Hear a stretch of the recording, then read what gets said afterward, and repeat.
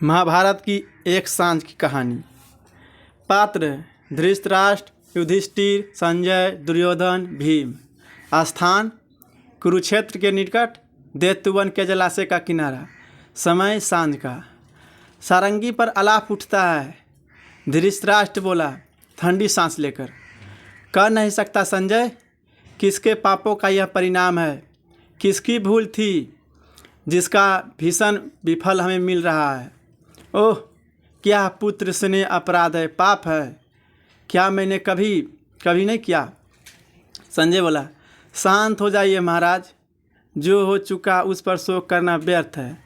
धृतराष्ट्र बोला आत्मरक्षा का और कोई उपाय नहीं देखकर महाबली दुर्योधन दैत्यों के सरोवर में घुस गए और उसके जल स्तंभ में छिपकर बैठे रहे, पर न जाने कैसे पांडवों को इसकी सूचना मिल गई और ये तत्काल रथ पर चढ़कर वहाँ पहुँच गए।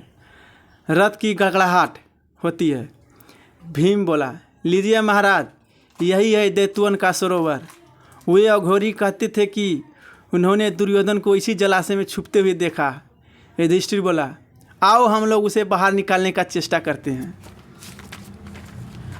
जल की कलकल ध्वनि होती है। युधिष्ठिर बोला पुकार कर, ओ पापी, ओ कपटी दुर्मात्मा दुर्योधन, क्या स्त्रियों के भ्राती वहाँ जल में छुपा बैठा है, बाहर निकल, देख तेरा काल तुझे ललकार रहा है। भीम ने कोई उत्तर नहीं दिया। जोर से दुर्योधन, अरे अपने सारे सहयोगों की हत्या का कलंक अपने माथे पर लाकर तू कायरों की भ्राती अपने प्राण बचाता फिरता है, तुझे लज्जा नहीं आता। युधिष्ठिर बोला लज्जा, उस पापी को लज्जा।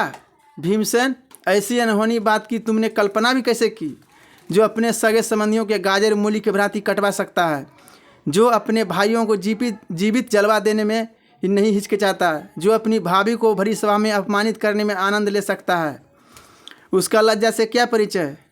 सब हंसते हैं। दुर्योधन बोला दूर जल में से, हंस लो दुष्टों, जितना जी चाहे हंस लो।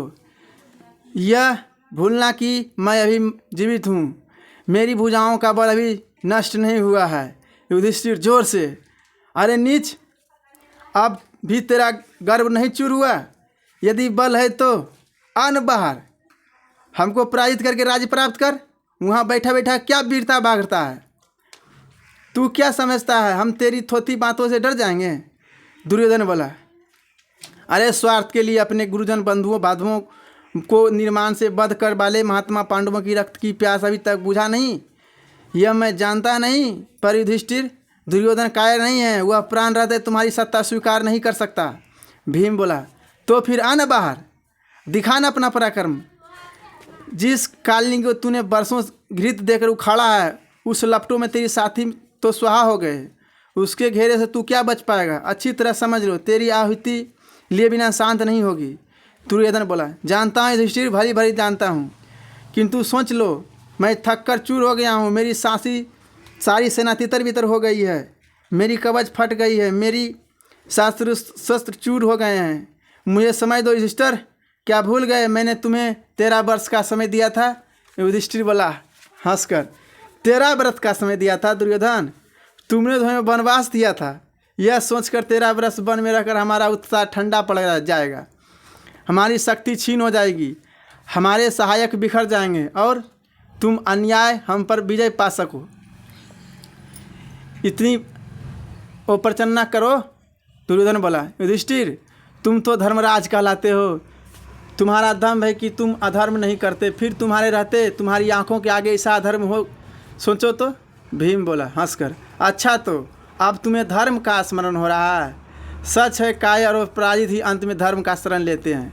युधिष्ठिर बोला अरे पामर, तेरा धर्म तब कहाँ गया था जब एक निहत्थे बालक को 7 महारथियों ने मिलकर मारा था, जब आधा राज तो दूर सुई की नोक के बराबर भी भूमि देने तुझे अनुचित नहीं लगा। अपने धर्म से इस पुण्यलोक भारत भूमि में दोष का ज्वाला धधकाकर अब तू धर्म की दुहाई देता है। धिक्कार है तेरे ज्ञान को, धिक्कार है तेरी वीरता को। दुर्योधन बोला एक निहत्थे थके हुए व्यक्ति को घेर कर वीरता का उपदेश देते हो। युधिष्ठिर, मुझे खेद है, मैं उसके लिए तुम्हारी प्रशंसा नहीं कर सकता, पर मैं सच कहता हूँ, तुमसे इस नर हत्या कांड से मुझे विरक्ति हो गई है। इस रक्त रंजित सिंहासन पर बैठकर राज करने की मेरी कोई इच्छा नहीं है। निश्चित मन से जाओ और राज भोगो। सुयोधन तो वन में जाकर भक्ति दिन बिताएगा। भीम बोला, व्यर्थ है दुर्योधन, तेरी यह सारी कूटनीति व्यर्थ है। अपने पापों के परिमाण से अब तू किसी भी प्रकार नहीं बच सकता। बाहर निकलकर युद्ध कर, बस यही एक मार्ग है। दुर्योधन बोला, उस प्रस्तुत को मारने से यदि तुम्हें संतोष मिलता है तो लो, मैं बाहर आता हूँ। जल्द से बाहर निकल पास आने की आवाज़। पर मैं पूछता हूँ युधिष्ठिर, मेरे प्राणों का नाश कर तुम्हें क्या मिलेगा? अरे पापी, यही प्राणों का इतना मोह है तो फिर इस महाभारत क्यों रचाया? न्याय को ठोकर मारकर अन्याय का पथ क्यों ग्रहण किया? दुर्योधन बोला, युधिष्ठिर, मैं जो कुछ किया अपनी रक्षा के लिए किया। मैं जीना चाहता था, शांति और मेल से रहना चाहता था। मैं ही नहीं जानता था कि तुम्हारे रहते मेरी यह कामना या समान इच्छा पूरी होती या नहीं। भीम बोला, पाखंडी, तुझे झूठ बोलने लज्जा नहीं आता? दुर्योधन बोला, ले लो राक्षसों, यदि तुम्हारी हिंसा इसी से तृप्त होती है तो लो मेरे प्राण, ले लो। जब मैं जीवन प्रयास करके भी आपकी एक भी घड़ी शांति न से नहीं बिता सका, जब मैं अपनी एक भी कामना को फलते नहीं दे सका, तो अब इस प्राणों को रख कर मैं क्या करूँगा? लो उठाओ अस्त्र और उड़ा दो मेरा शीश। अब देखते क्या हो, मैं निहत्ता हूँ, तुम्हारे सम्मुख खड़ा हूँ। ऐसा सुअवसर कब मिलेगा मेरे जीवन शत्रुओं? युधिष्ठिर बोला, पहले वीरता का दंभ और अंत में करुणा का भीख, कायरों का यही नियम है। परंतु दुर्योधन, कान खोलकर सुन लो, हम तुम्हें दया करके छोड़ेंगे नहीं और तुम्हारी भांति धर्म से हत्या कर बाधी भी नहीं कलाएंगे।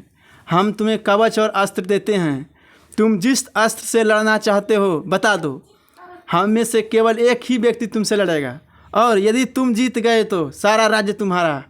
कहो, यह तो धर्म है ना? धर्म है, स्वीकार है? भीम बोला, इस दुराचारी के साथ ऐसा व्यवहार बिल्कुल आवश्यक नहीं है। दुर्योधन बोला, मैं तो कह चुका हूँ युधिष्ठिर, मुझे विरक्ति हो गई। मेरी समझ में आ गया है कि अब प्राणों की तृप्ति की चेष्टा व्यर्थ है। विफलता के इस मरुस्थल में एक बूंद आएगी तो भी सूख कर खो जाएगी। यदि तुम्हें इसी में संतोष है, तुम्हारी महाकांक्षा मेरी मृत देश पर ही आपका जयस्तंभ उठाए, तो फिर यही सांस लेकर चलो, यह भी एक प्रकार का अच्छा ही होगा। जिन्होंने मेरे लिए अपने प्राणों की बलि दी, उन्हें मुंह तो दिखा सकूं रुक कर। अच्छी बात है युधिष्ठिर, मुझे एक गदा दे दो, फिर देखो मेरा पौरुषता। लघु विराम होता है। संजय बोला, इस प्रकार महाराज, पाखंडों ने विरक्त दुर्योधन को युद्ध के लिए विवश किया। पांडवों की ओर से भीम गदा लेकर रण में उतरे हैं। दोनों वीरों में घमासान युद्ध होने लगा। दुर्योधन का पराक्रम सबसे चरकी कर देता था। ऐसा लगता था मानो बेश्री अंत में उन्हीं को वरण करेगी। पर तभी श्री कृष्ण के संकेत पर भीम ने दुर्योधन की जांघ पर गदा का भीषण प्रहार किया। क्रूराज का हाथ देखकर चिकारते हुए गिर पड़े। धृतराष्ट्र, हाय पुत्र, इन हथियारों ने अधर्म से तुम्हें परास्त किया है। संजय, मेरे इतने उत्कृष्ट ने का ऐसा अंत, ओह, मैं नहीं रह सकता, मैं नहीं सह सकता। संजय बोला, धैर्य रखे महाराज, धैर्य।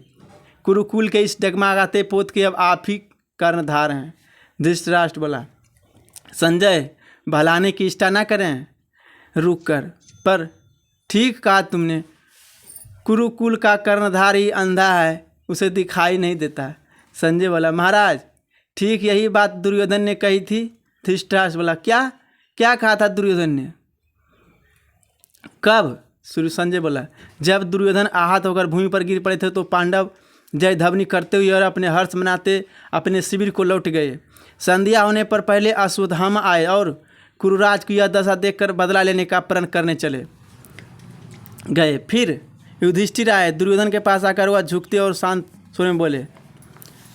दुर्योधन की कराहट जो बीच बीच में नियंत्रण चलती रहती हैं।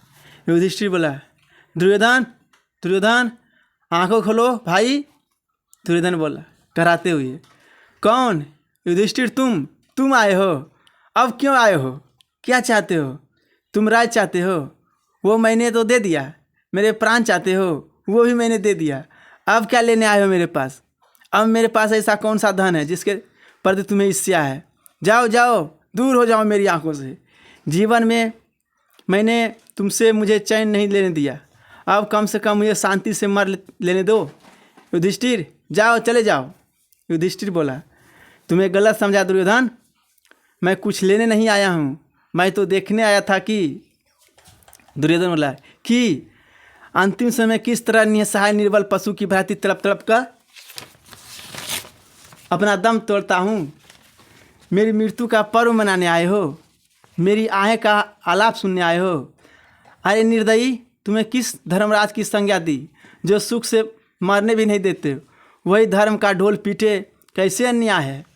युधिष्ठिर बोला, अर्थ का अनर्थ ना करो दुर्योधन, मैं तुम्हें शांति देने आया हूँ।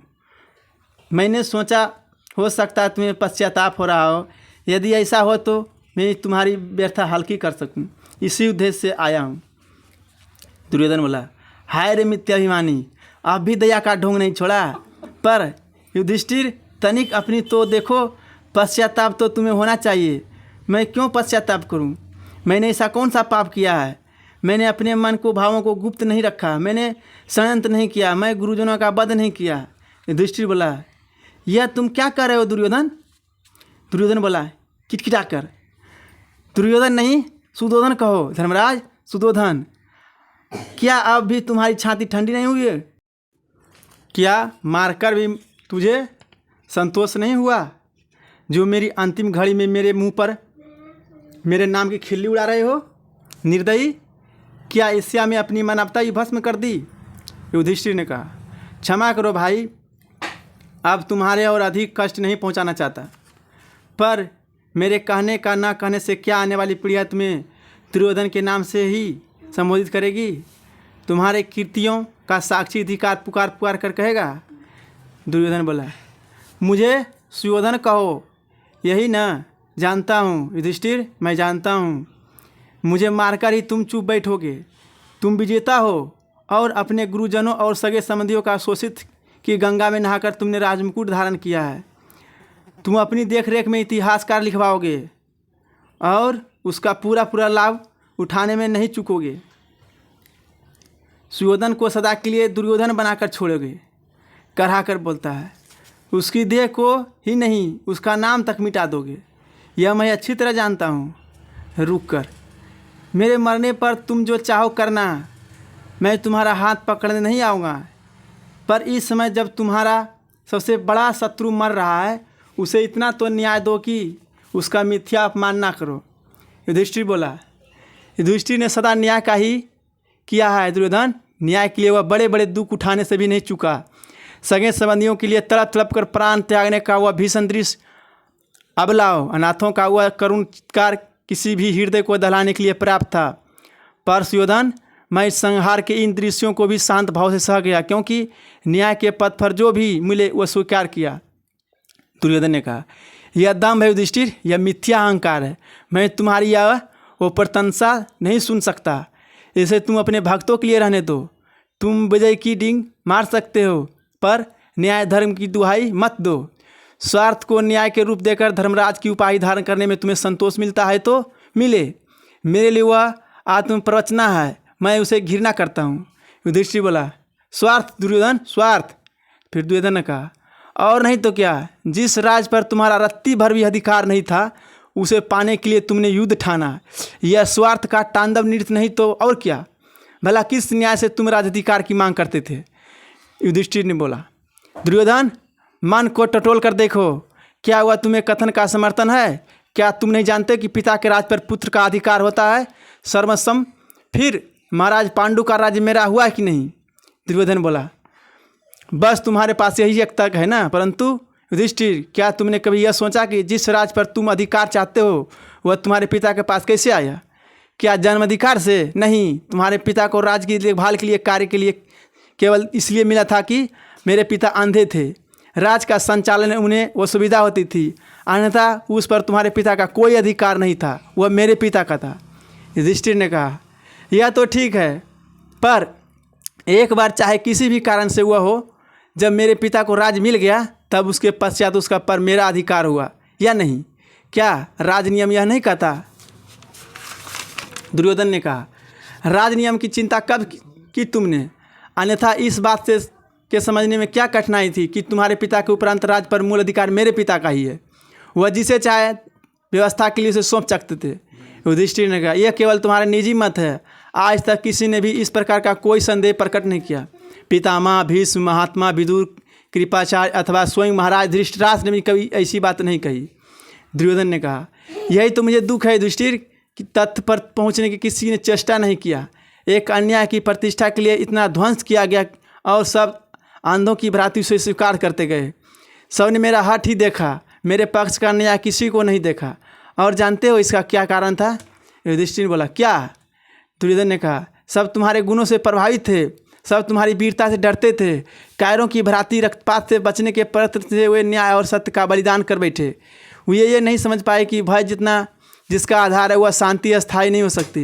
युधिष्ठिर ने कहा, गुरुजनों पर तुम व्यर्थ ही कायरता का आरोप लगा रहे हो। यदि मेरे पक्ष में न्याय होता तो मेरे कोई भी मुझको राज देने की मांग क्यों करता? दुर्योधन ने कहा, तभी तो कहता हूँ युधिष्ठिर की स्वार्थ ने तुम्हें अंधा बना दिया है। अन्यथा इतनी छोटी सी बात तुम्हें दिखाई नहीं पड़ती? जितने धर्म और न्यायी व्यक्ति थे सब ने इस युद्ध में मेरा साथ दिया। यदि न्याय तुम्हारे और होता तो फिर भीष्म, द्रोण, कृपाचार्य, सुधामा सब मेरी ओर से क्यों लड़ते? क्या वे जानबूझकर अन्याय का साथ दे रहे थे? यहाँ तक कि कृष्ण जैसे तुम्हारे परम मित्र ने मेरी सहायता के लिए अपनी सेना दी। वे चतुर थे, दोनों पक्षों में मैत्री रखना ही उनका अच्छा समझा। ऐसा क्यों हुआ बोलो? इसलिए ना कि न्याय वास्तव में मेरी ओर से था। युधिष्ठिर ने कहा, सुयोधन, मैं तुम्हें सात्वत देने आया था, विवाद करने नहीं। मैं तो तुम्हारी पीड़ा बांटने आया था, क्योंकि तुम चाहे जो समझो, मेरी इस बात का तुम विश्वास करो कि मैं रक्तपात की तैयार नहीं था। मेरी इच्छा यह कदापि नहीं थी। दुर्योधन ने कहा, मैं इसे कैसे विश्वास कर लूँ? क्या तुम्हारे कह देने से पर तुम्हारे वचनों से भी सख्त स्वर है। तुम्हारे कार्यों का तुम्हारे जीवन पर की गतिविधि और वह पुकार कर कह रही थी कि युधिष्ठिर सोनी तर्पण चाहता था। युधिष्ठिर रक्त की होली खेलने के लिए ही सारे अवसर जुड़ा रहा था। भविष्य को भी तुम चाहो तो बहका सकते हो युधिष्ठिर, पर दुर्योधन को नहीं बहका सकते, क्योंकि उसने अपने बचपन से लेकर अब तक एक एक घड़ी ईर्ष्या के रथ का गड़गड़ाहट सुनते हुए बिताई है। तुम्हारी तैयारियों से एक रात भी चैन से नहीं सोने दिया। युधिष्ठिर ने कहा, दुर्योधन, मुझे लगता है कि तुम शुद्ध बुद्ध खो बैठे हो। तुम प्रलाप कर रहे हो। भला ज्ञान में भी कोई ऐसी वो विज्ञान बात करता है? जो पांडव तुमसे तिरस्कार होकर घर घर भीख मांगते फिर वह जंगली की धूल छानने, फिर उनके संबंध में भला कौन ज्ञानी व्यक्ति तुम्हारे इस कथन का विश्वास करेगा? दुर्योधन बोला, मैं जानता हूँ युधिष्ठिर कोई विश्वास नहीं करेगा, और करना भी चाहेगा तो तुम इसे विश्वास नहीं करने दोगे। पर इससे क्या? सत्य को दबाकर उसे मिथ्या नहीं किया जा सकता। बचपन से जब हम लोगों ने एक साथ शिक्षा पाई तब से आज तक सारे चित्र मेरी दृष्टि में है। पुरोचन को कपट से मारकर तुमने पंचाल गए और वहाँ द्रुपद को अपनी ओर मिलाया। तभी तो तुम्हारा बल बढ़ता देखकर पिताजी ने आधा राज्य दिया। युधिष्ठिर बोला, मैं तो यही जानता हूँ आधे राज्य पर मेरा अधिकार था। दुर्योधन ने कहा, सत्य को ढकने का प्रयत्न ना करो युधिष्ठिर, उसे निष्पक्ष होकर जांचो। मेरे पास प्रमाणों की कमी नहीं है। आधा राज्य पाकर भी तुमने चैन नहीं लिया। तुमने अर्जुन को चारों ओर दिग्विजय के लिए भेजा। राजूष यज्ञ के बहाने तुमने जरासन और शिशुपाल को समाप्त किया। यहाँ तक कि जुए के खेल में तुमने अपनी ईर्ष्या नहीं भूले और तुमने चट से अपना राज दाव पर लगा दिया। यदि तुम जीते तो तुम्हारा मेरा राज अन्याय ही मिल जाए। वनवास उसी महाकक्षा का परिणाम था, मेरा उससे कोई हाथ न था। युधिष्ठिर ने कहा, तुमने जिस तरह भरी सभा में द्रौपदी का अपमान किया। दुर्योधन ने कहा, मेरा अपमान भी द्रौपदी ने भरी सभा में ही किया था। जब तुम्हारी यह न्याय भावना क्या सो रही थी, फिर द्रौपदी का दाव पर लगाकर तुमने उसका सम्मान करने की चेष्टा की? जिस समय द्रौपदी सभा में आई उस समय द्रौपदी नहीं थी, वह जुए में जीती हुई दासी थी। युधिष्ठिर ने कहा, यह तुम कैसी विचित्र बात कर रहे हो? दुर्योधन ने कहा, सत्य को विचित्र मारकर उड़ा नहीं सकते युधिष्ठिर। अपने ही कृत्य से वनवास पाकर भी उसका दोष मेरे मत्थे गड़ा गया और फिर उस वनवास की एक एक क्षण युद्ध की तैयारी में लगाया गया। अर्जुन ने तपस्या द्वारा नए नए शस्त्र प्राप्त किए, विराट राजा से मैत्री कर नए संबंध बनाए और अवधि पूर्ण होते ही अभिमन्यु के विवाह के बहाने मित्र राजाओं के निमंत्रण देकर एकत्रित किया। युधिष्ठिर, क्या इस कटु सत्य को मिटा सकते हो? युधिष्ठिर ने कहा, यदि जो कुछ तुम कर रहे हो असत्य हो तो दुर्योधन तुम मेरा विश्वास करो कि तुमने प्रत्येक घटना के उल्टे अर्थ लगाए हो। जो नहीं है उसे कल्पना के द्वारा देखा है, यह सब मिथ्या है। दुर्योधन ने कहा, किंतु यही बात मैं तुम्हारे लिए कह सकता हूँ युधिष्ठिर, क्योंकि अंतर्यामी जानते हैं कि मैंने कोई बुरा आचरण नहीं करना चाहता। मैंने एकमात्र अपनी रक्षा की। जब तक तुमने आक्रमण नहीं किया था मैं चुप रहा। जब मैंने देखा कि युद्ध अनिवार्य हो गया तो फिर मुझे विवश होकर विरोचित कर्तव्य करना पड़ा। युधिष्ठिर ने कहा, अभिमन्यु वध भी क्यों विरोचित था? दुर्योधन ने कहा, एक एक बात पर कहाँ तक विचार करोगे युधिष्ठिर? जब भीष्म, द्रोण और कर्ण का वध विरोचित हो सकता है तो फिर अभिमन्यु के वध में ही ऐसी क्या विशेषता थी? और आज भीमसेन ने मुझे जिस प्रकार पराजित किया है वह क्या विरोचित कहलाएगा? पर युधिष्ठिर, मेरे पास अब इतना समय नहीं है कि सबकी विवेचना कर सकूं। मैं तो सबकी सारा बात जानता हूं कि तुम्हारी महत्वाकांक्षी इस नरसंहार का, इस भीषण रक्तपात का मूल कारण है। मैं तो एक निस्सहाय विवश व्यक्ति केवल जूझ पड़ा हूँ। तुम्हारे चक्रकांत में मेरे लिए पुरस्कार निर्धारित किया गया था। युधिष्ठिर ने कहा, सुयोधन, तुम्हें भली भ्रांति हो गई है। तुम सत्य और मिथ्या का भेद करने में असमर्थ हो। तुम्हारे मस्तिष्क की यह दशा सचमुच दयनीय है। दुर्योधन ने कहा, बड़े निठुर हो युधिष्ठिर। मरने मुख भाई से दुराव कराते तुम्हें हृदय नहीं पसीजता? कुछ क्षणों में मैं इस लोक से सीमाओं के परे पहुंच जाऊंगा। मेरे सम्मुख यदि तुम सत्य स्वीकार कर भी लो तो तुम्हारे राजस्व की कोई हानि नहीं पहुंचेगी। कहता है, पर नहीं, मैं भूल गया। तुम तो अपने शत्रु की इस विकल मृत्यु पर प्रसन्न हो रहे हो। आज वह हुआ जो तुम चाहते थे और जो मैं नहीं चाहता था। मैंने अपने संपूर्ण जीवन का एक एक पल तुम्हारी महत्वाकांक्षा की टकराहट से बचने में लगाया, परंतु मेरे सारे प्रयत्न निष्फल हुए। वह देखो, वह अंधेरा बढ़ आ गया है। सांझ हो रही है। मेरे जीवन की अंतिम सांस। पृष्ठभूमि में सारंगी का करुणा का आलाप चढ़ता है और उधर से मेघ घिरे आ रहे हैं, द्रौपदी के बिखरे केसों के भ्रांति। वे मुझे निगल लेंगे। युधिष्ठिर, जाओ जाओ, मुझे मरने दो। तुम अपनी महत्वाकांक्षा को फलते फूलते देखो। जाओ, गुरुजनों और बंधुओं के रक्त से अभिषेक कर राज सिंहासन पर विराजो। मैं तुम्हारे चरणों से रोदे हुए कांटे की भ्रांति तुम्हारे मार्ग से हट जाता हूँ। युधिष्ठिर ने कहा, इतने उत्तेजित ना हो दुर्योधन। वीरों की भ्रांति धैर्य रखो, शांत हो। दुर्योधन ने कहा, घबराओ नहीं युधिष्ठिर। मेरी शांति के लिए तुम जो उपाय कर चुके हैं वह अचूक है। 2 क्षण और फिर मैं सदा के लिए शांत हो जाऊंगा। पर अंतिम सांस निकलने से पहले युधिष्ठिर, एक बात कह चाहता हूँ। तुम पश्चाताप की बात पूछने आए थे ना? मेरे मन में कोई पश्चाताप नहीं है। मैंने कोई भूल नहीं की। मैंने भय से तुम्हारी शरण नहीं मांगी। अंत तक तुमसे टक्कर ली और